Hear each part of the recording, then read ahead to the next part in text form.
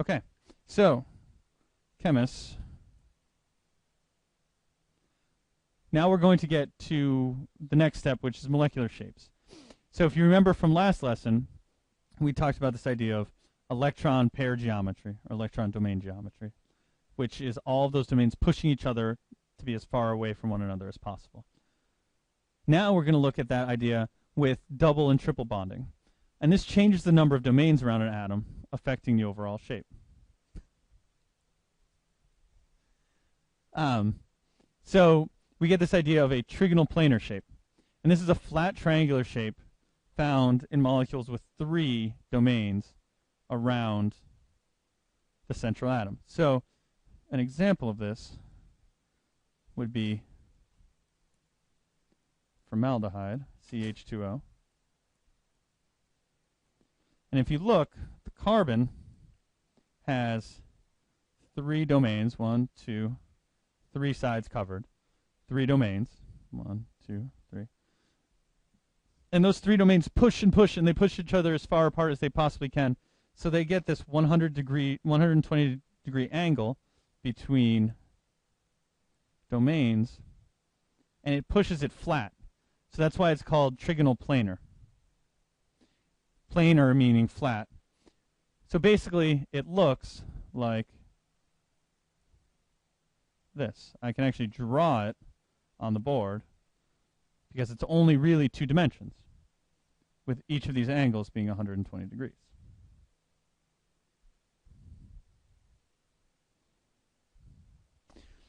Okay, I could also have linear shape, and this is a shape found in small molecules with only 2 domains surrounding the central atom.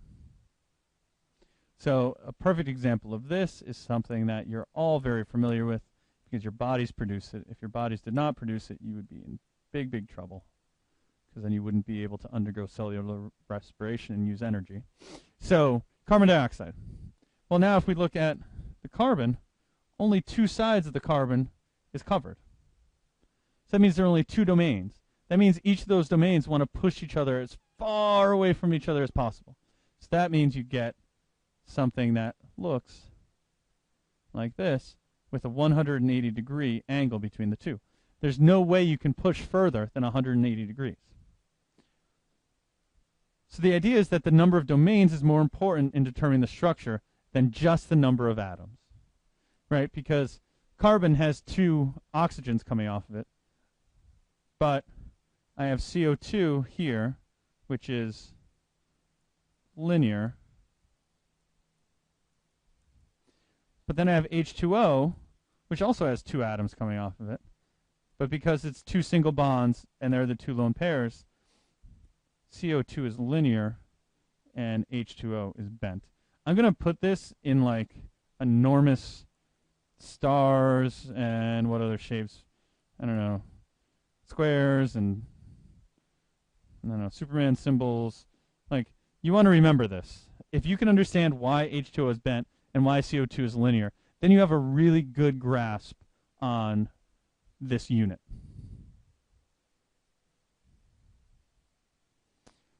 So the atoms in a molecule, you can get combinations of many different shapes. Or molecules can be enormous. They can be tens of thousands of atoms. DNA is a huge molecule. Proteins that you have, huge molecules with many, many atoms. And you can have all these different shapes present in one molecule.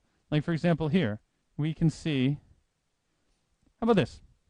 Take a minute, figure out how many different shapes you can find in this molecule. I'm actually going to wait.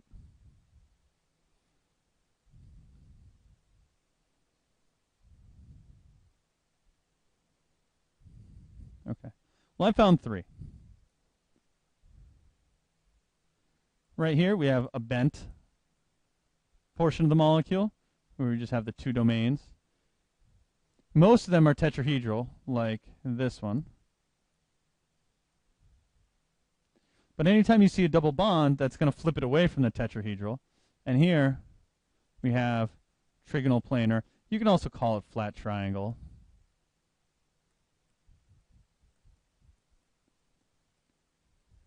Okay. So you can see multiple different shapes within one molecule. Okay. So this is going to take some time. I want you to pause, build this into your notebook. You can put it on a new page if you want. We're going to only do one more thing after this. Okay. So pause it. Did you pause it? I'm looking at you.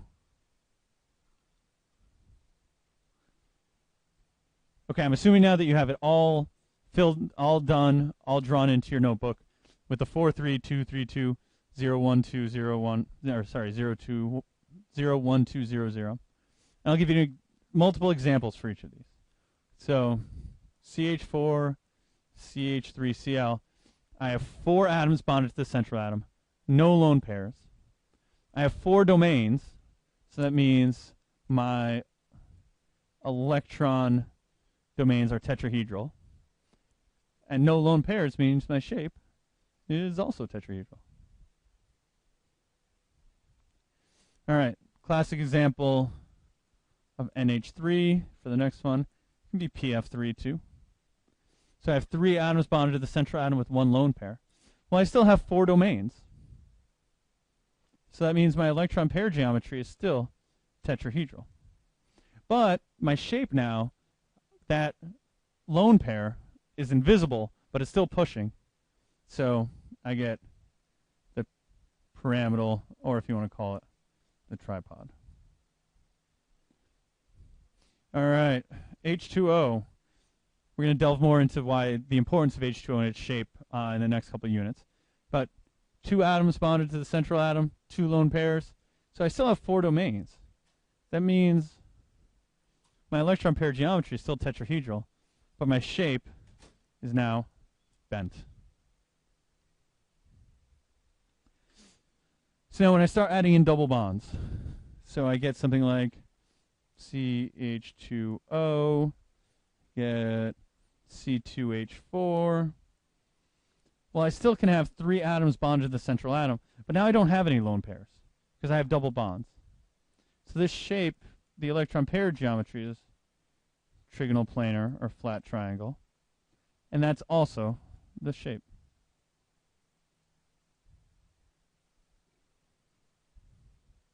All right, last one. Examples are CO2 and HCN.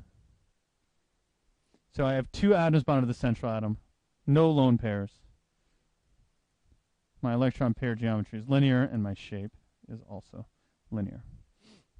Now, I don't need you to memorize this. If you can understand where this comes from, that's great.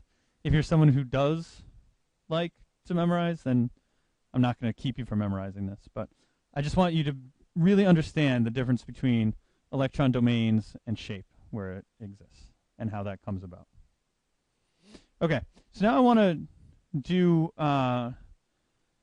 show you about what's called dash and wedge notation. Now, we can't really represent molecules in 3D on the board, right? It's very difficult without a new way of talking about it. So let's look at what organic chemists use, which is called the dash and wedge notation. So let's take ammonia.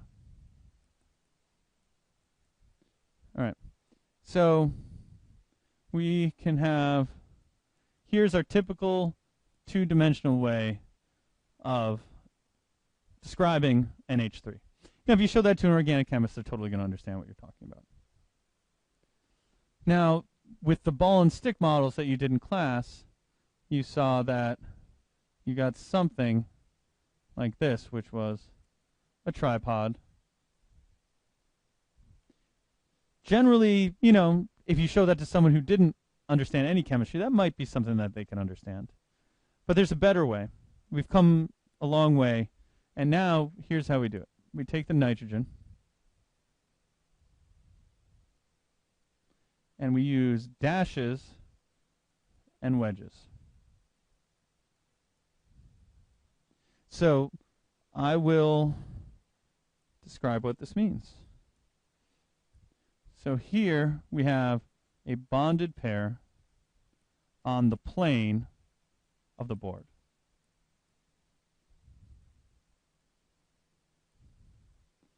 That means essentially it's in line with the board. Now we have this dash. And what the dash indicates is that this bond is going into the board / away from you. So if we were observing NH3, what we'd see is that dash goes into the board away from you, which means this wedge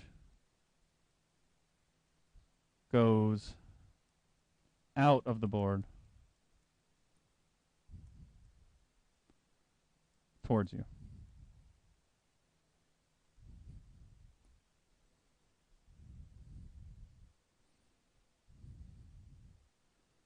All right, so let's see what this looks like for a couple other molecules.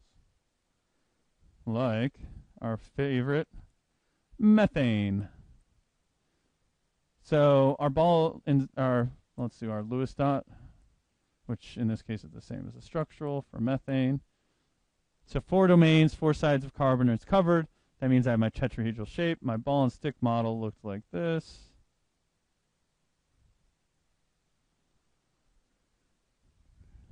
But with my dash and wedge, well, I can orient it such that I can get 2 atoms bonded to carbon on the plane of the board, and then I get 1 coming out here, and then 1 going in here. So again, the dash tells you that it's coming out. Sorry, the wedge tells you that it's coming out. The dash tells you it's going into the board. And that's how we represent 3D shapes. Let me try, we'll try one more. One with 3 domains. Now, not all, where this gets super confusing is that you might want to do it for, you might want to use the dashes and wedges for all molecules. But let's look at CH2O2. Okay, Lewis dot structure for this.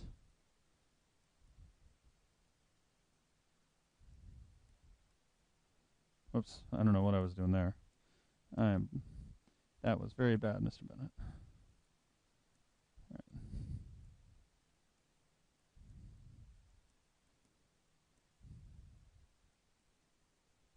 All right. So now I look at my domains around carbon. So I have 3 domains around carbon. Well, what this means is I have a flat triangle, trigonal planar shape. That's planar. It's flat. You don't need to use the dashes or wedges. When it's all in the same plane, you don't need to use the dashes or wedges. Well, how about the OH? O has 2 domains. You can orient that such that those, sorry, O has 4 domains but 2 bonds. You can orient that such that your bonds are on the plane and your lone pairs are going in and out of the board, so you don't need the dashes and wedges to represent that.